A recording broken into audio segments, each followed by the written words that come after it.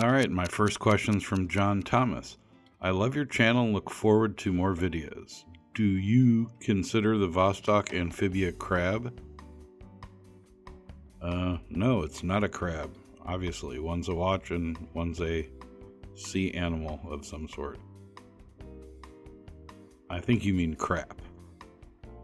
I've heard both ends of the spectrum. I personally own one and think it is a bang for buck watch. Could you please do a review and give me your honest opinion? Well, I don't have one, so it'd be hard for me to review it by just looking at pictures on the internet. But seriously, I am looking at getting one at some point, probably this year.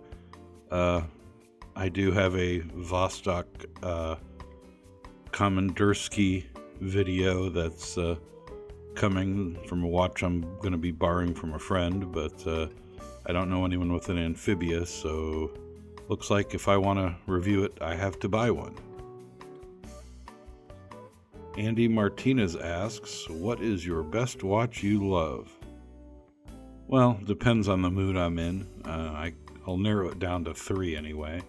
My Bulova UHF with the military dial, my Seiko Recraft in green, and the Citizen Nighthawk. Each one of those I really, really like. Guillermo Stefani asks, which is the best crap you bought?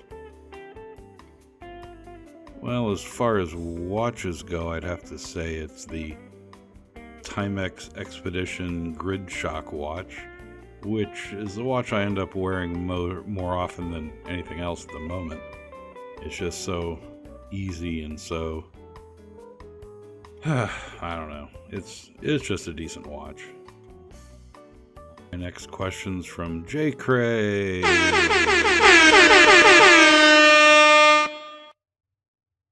Anyhow, J. Cray TV asks, are you going to review anything other than watches? Well, I have in the past, and people generally don't seem so interested in it, and I get no views, so I don't know. I'll probably keep throwing in random reviews of other things every so often, just to keep it interesting. Alex Kaburzms asks, favorite Japan-made watch? Well, it's hard to narrow it down to one watch, so I'll give you 2, and it's always going to be watches that I don't have yet. The whole desire thing, I guess. But the 2 watches that I think are my favorites that I don't yet own are the Seiko Cocktail Time watch and the Seiko Blue Lagoon Turtle, both of which I wouldn't mind having. They're very nice. Supercilious asks, hello, congratulations, and thank you for the great content. No problem. Your channel is named I Review Crap. Is this intended to mean that you review merchandise that has been widely deemed as crap because of its affordability, or is it just in lieu of saying something like I review stuff? Either way, it's very clever indeed. It's what compelled me to subscribe. I love your videos, especially the elevator music. Thanks again. Well, it started out as sort of a different way of saying I review stuff. There's very little actual crap that I review, other than like a Rousseau watch or something like that. But, these tend to be just inexpensive watches I pick up from here and there. It's Kibble Talks Watches asks, what inspired you to start your YouTube channel? What's your plans for the future of the channel? Well, good question. Well, I guess what inspired me was probably Ashens. I really enjoyed his content, and he didn't do watch reviews, he did just general crap reviews. So I kind of wanted to go that direction, but then I realized I'm nowhere near as funny as Ashens is. So, yeah. So I decided to try watches. I don't know. But that's where the inspiration for this particular channel came from. As far as plans for the future of my channel, well, I think I'm going to be adding coffee. I have like doing reviews on like K-Cups and stuff like that. I think that, I'll probably change the channel name to something a little more advertiser friendly. It's kind of hard to get sponsors on a channel called I Review Crap, so yeah, instantly people are like, I don't want my products associated with that channel. So a channel name change is in order, and probably adding some different kinds of content. You already saw some of it if you watched last week. I did a top 9 video, which seemed to be popular enough that I'll probably keep going with that thought. So you are going to sell out? Why does that not surprise me? Apparently you don't understand jokes. But anyway, no, I am going to do some coffee stuff and change the channel name, not to a basket full of puppies, but yeah, the rest of that was a joke. Anyway, if you guys don't know, check out It's Kibble Talks Watches. I'll provide a little card here at the top so you can click and check out his stuff. He does watches, better watches than I do. Anyhow, next question. Gerald Wood asks, how long have you been collecting watches? Well, not that long. I mean, I've had watches, in my possession since the first one I got back in 1978. But as far as collecting them, that's something relatively new for me. Kind of being inspired by some other watch channels. And I thought, hey, that sounds like a nifty thing to do. So it's been about a year. More from Gerald Wood. So he asks, what made you start your channel and how long have you and Watchbot been friends? And also asks, did you start hanging out in college and what's your favorite watch? Well, what made me start my channel? I think I covered that already. Kind of was inspired by Ashens. As far as me and Watchbot being friends, well, I bought him at a yard sale once. I only found out later that Watchbot was actually a top secret military robot made by a joint venture between Timex and Bulova during World War II, and that was kind of shelved. And after the war, they brought in Seiko, who gave him brains, and I'll do a video sometime with Watchbot's complete backstory. It's really fascinating. And Gerald Wood again.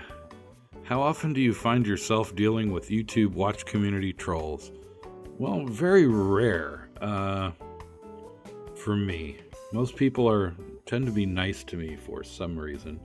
I can't understand why, because I'm just this dude. But yeah, they tend to leave me alone because I don't get involved in the whole Archie Luxury, TGV, Andy Hunter, Federico nonsense that's going on. I don't care. John M. asks, what is your favorite watch in your collection? Like I said, I can give you 3 that I've already mentioned before. I'll show them here again. My Bulova UHF military dial, my Seiko Recraft, and my Citizen Nighthawk. I can't really narrow it down further than that. My favorite watch that I really want to get an Omega Dynamic from the late 60s, early 70s, like the one shown here. But kind of out of my price range at the moment. Is it the watch that gets the most wrist time? No. The watch that gets the most wrist time is my Grid Shock, which I've also mentioned before. Can we get a state of the collection reviews soon? Yes, I picked up a watch box, one of those wooden boxes. So I have a place to put these things. And I'm kind of in the process of sorting this out and seeing what'll fit in there. It has room for 12 watches. I have significantly more than that. But yeah, I'm definitely going to do a state of the collection. Another question from J. Cray.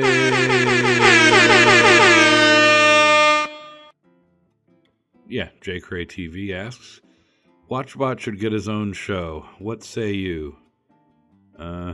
No. I'm the star of this show. He's just a sidekick. F you, you dumb bastard. I could run your little YouTube channel anytime I want to. Yeah, bring it on, you stupid tin can. Michael Pines asks, are you Philip Marlowe? I wasn't even sure who Philip Marlowe was. I thought it was a writer or something. Apparently he's a fictional detective character. I don't know what, huh? I don't know what that has to do with me, but okay, no, I'm not. Okay, but you do own a stupid hipster fedora, right? Well, yeah, but it's not mine. That was my dad's, so... Any views on Chodovelli and Figli, the Italian watch brand? Other than the fact I haven't heard of them before editing this video, no. I did look them up. I mean, they look okay. Here's I've included some examples of watches from them. The thing is, they're just quartz fashion watches with a little bit of sort of militaristic look about them, but there's nothing really great about them, especially at the prices they're asking, $100, $200. For that kind of money, I would just want, I don't know, something a little more. I mean, these are the sort of watches you would get from, Watch Gang or something like that. I don't know, it depends. You like the watch. I mean, the price is low enough where if you like the styling of the watch, just go for it. These aren't super duper expensive at any rate, so it's got that going for it. Anyhow, that's enough of that. So rounding this up, this is a long one from Leonardo Luque. Asks, okay, I don't see many questions here, so I'll ask you a bunch of nonsense. Wonderful. Do you like robots? Yes. Is Watchbot Asian? Well, partially. He's a third Asian. He's a cross between Timex Bulova and Seiko. He looks like a Japanese robot from the 60s. Yes. What software hardware does Watchbot speech synthesis use? I don't know, you'd have to ask his designers, I guess. He sounds like a speak and spell. And I think he sounds slightly better than that. I mean, he's got that sort of British-esque accent going. Are you John Goodman in disguise? You kind of sound like him. No, I'm not John Goodman in disguise. I don't know why people keep asking me that. Were you in the military? Yes. I was in the Army for 4 years. A long time ago. What do you do for a living? Currently as little as possible. Are you sure you're not an undercover Hollywood actor? I'm pretty sure. Or a spy? Nope. Sorry. What got you into the horology hobby? Probably watching Archie luxury videos. I mean, I've had, tying into your next question, how long have you been collecting watches? For about a year.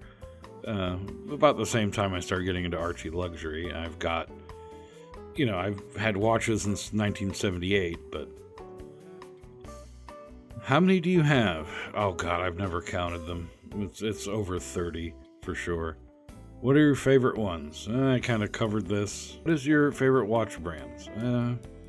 I got a lot of Timexes, both new and vintage. I've got, Seiko, a lot of Seikos, Casio.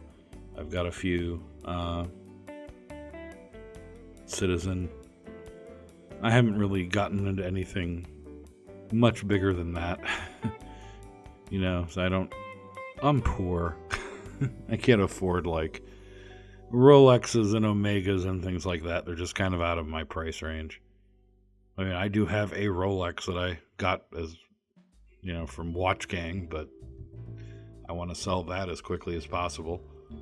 Will you still answer comments from me or your other subscribers once you hit 1 million subs and become king of watch reviews? Cheers. Nope. Once I hit 1 million subs, I'm going to move into my underground lair where I can control the world from, and I will ignore all my subscribers and begin my reign of terror with my evil minion Watchbot. So if I hit 1 million subs and we take over the world, you have no one but yourselves to blame. Yeah, okay. That seems to be all the questions I got, so let's just end it here. Thanks for watching.